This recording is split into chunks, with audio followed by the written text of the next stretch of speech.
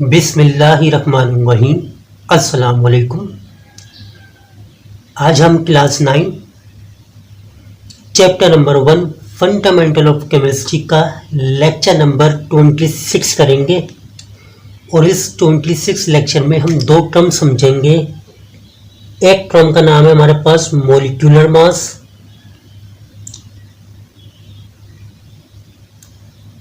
कि molecular mass क्या होता है, और दूसरा टर्म जो हमारे पास आएगा वो आएगा हमारे पास फॉर्मूला मास, कि फॉर्मूला मास क्या होता है। दोनों को आज हम इस वीडियो के अंदर समझेंगे।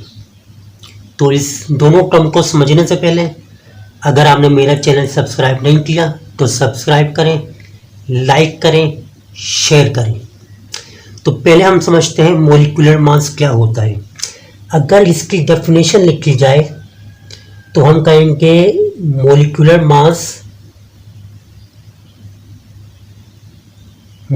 Mass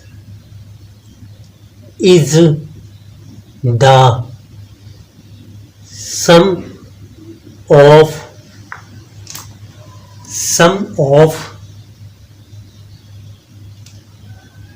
atomic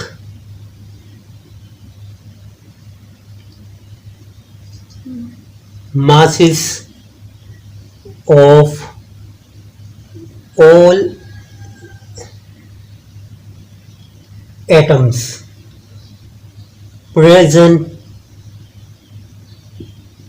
in a molecule. A molecule of a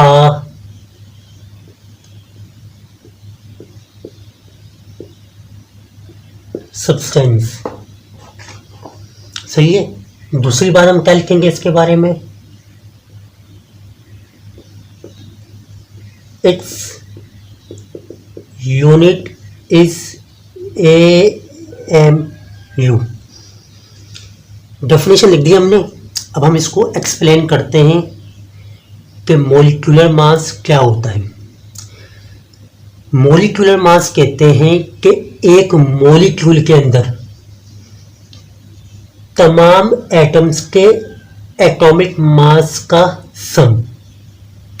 एक मॉलिक्यूल के अंदर जितने भी एटम्स मौजूद हैं उन एटम्स का जो एटॉमिक मास होता है, जब हम उन्हें सम करते हैं तो आपके पास मॉलिक्यूलर मास आ जाता है।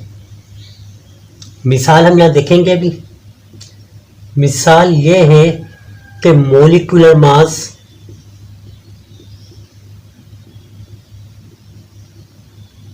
Of carbon dioxide is 44 AMU। अगर अब आप देखें तो हमारे पास कार्बन डाइऑक्साइड क्या है, हमारे पास एक मॉलिक्यूल है। क्या है हमारे पास? एक मॉलिक्यूल है। ये मॉलिक्यूल किससे मिलके बना है? ये मॉलिक्यूल मिलके बना है एटम से। किससे? एटम से। क्योंकि कार्बन एक एटम है और ऑक्सीजन भी एक एटम है। तो एक मॉलिक्यूल किससे मिलके बनता है? एटम से। उन एटम्स के पास क्या होता है? इन एटम्स के पास एटॉमिक मास होता है। क्या होता है? एटॉमिक मास होता है। तो हम ये कहते हैं कि एटम्स के पास जो एटॉमिक मास होता है, जब आप इन एटॉमिक मास को क्या करते हो? आपस में जमा करते हो। क्या करते हो? जमा करते हो। इनके एटॉमिक मास को एटॉमिक मास में प्लस करते हो तो जो आपके पास क्या आता है? सम आता है। क्या आता है? सम। उस सम का नाम क्या है? Molecular mass. तो मॉलिक्यूलर मास क्या है? मॉलिक्यूलर मास एटम के एटॉमिक मास का सम होता है। मॉलिक्यूलर मास एटम्स के एटॉमिक मास का सम होता है। तो एक एटम के, एक मॉलिक्यूल के अंदर जितने भी एटम्स होते हैं उन एटम्स के एटॉमिक मास के सम को मॉलिक्यूलर मास कहा जाता है। क्या कहा जाता है? मॉलिक्यूलर मास कहा जाता है। तो हम ये कहते हैं कि molecular mass is the sum. Molecular mass क्या है? एक सम है। किसका सम है?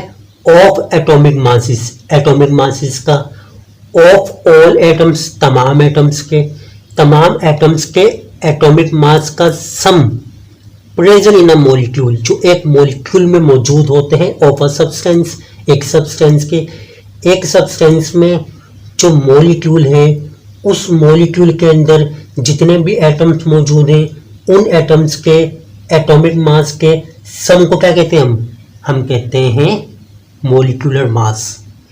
जैसे को मिसाल लेते हैं, अगर हमारे पास H2O है और हम कहते हैं ये H2O एक मॉलिक्यूल है। अगर आपको मॉलिक्यूल आइडेंटिफाई करना नहीं आता तो आप मेरी प्रीवियस वीडियो देख सकते हैं, लेक्चर को देख सकते हैं।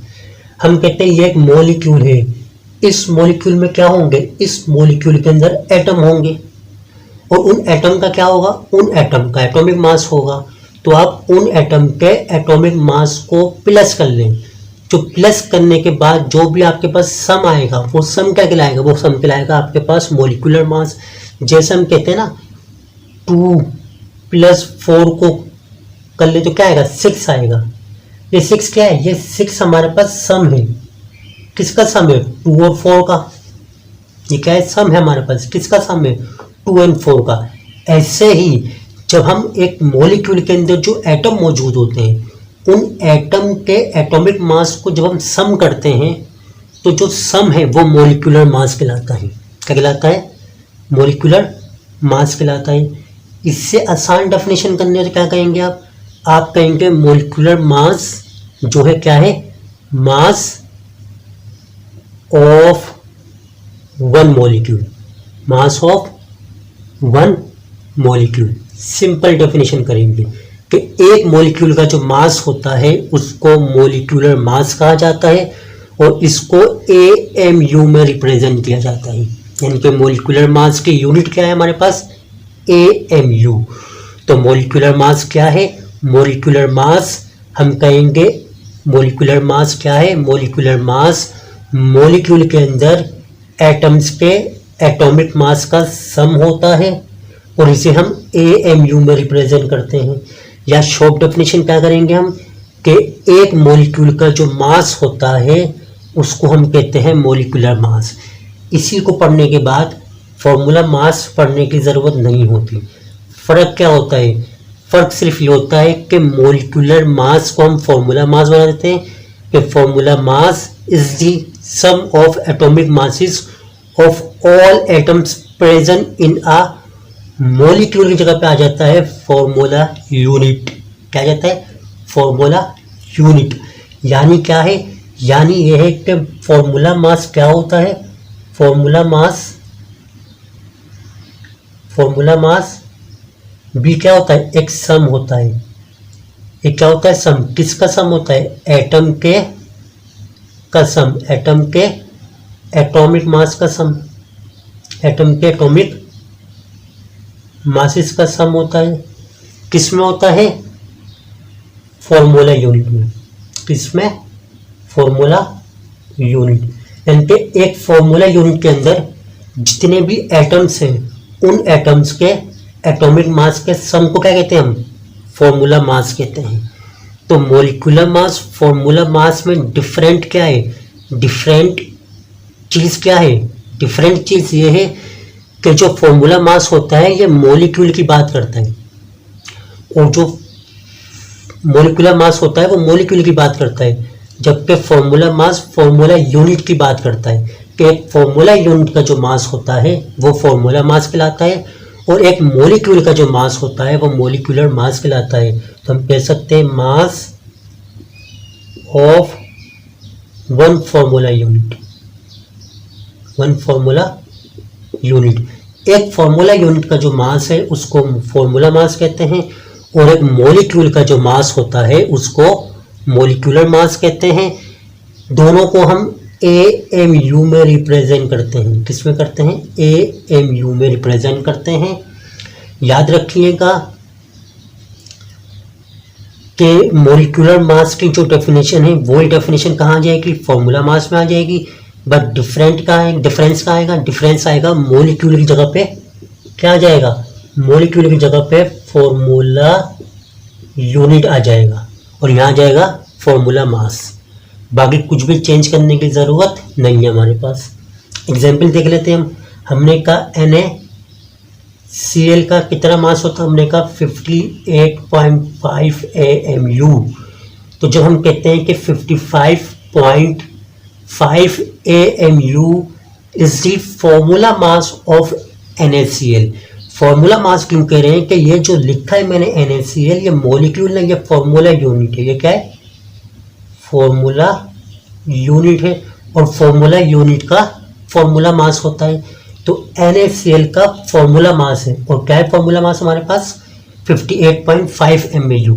जब से कार्बन डाइऑक्साइड एक हमारे पास मॉलिक्यूल है तो इस मॉलिक्यूल का क्या होगा, इस मॉलिक्यूल का मॉलिक्यूलर मास होगा और इस फॉर्मूला मास का फॉर्मूला यूनिट का फॉर्मूला मास होगा। डिफरेंशिएट कैसे करेंगे, अगर दोनों नॉन मेटल हैं तो वो मॉलिक्यूल होते हैं और मॉलिक्यूल का मॉलिक्यूलर मास होता है। अगर एक मेटल है और एक नॉन मेटल है तो ये कंपाउंड बनाते हैं, इन्हें हम फॉर्मूला यूनिट कहते हैं और फॉर्मूला यूनिट का फॉर्मूला मास होता है। कैलकुलेट कैसे करते हैं ये नेक्स्ट वीडियो में बताऊंगा मैं आपको, लेकिन मैंने अभी आपको एक फॉर्मूला मास और मोलिकुलर मास और फॉर्मूला मास क्या होते हैं इनकी डेफिनेशन करवा दी। कि मोलिकुलर मास एक मॉलिक्यूल का मास होता है जिसे हम AMU में रिप्रेजेंट करते हैं। फॉर्मूला मास एक फॉर्मूला यूनिट का मास होता है जिसे हम AMU में रिप्रेजेंट करते हैं। ये थी मेरी आज की वीडियो जिसमें मैंने आपको मॉलिक्यूलर मास और फॉर्मूला मास एक्सप्लेन कर दिया। नेक्स्ट वीडियो के अंदर हम सीखेंगे कि इन्हें हम कैलकुलेट कैसे करते हैं। अपना बहुत ख्याल रखिएगा, चैनल को सब्सक्राइब करिएगा, लाइक करिएगा, शेयर करिएगा। Thank you.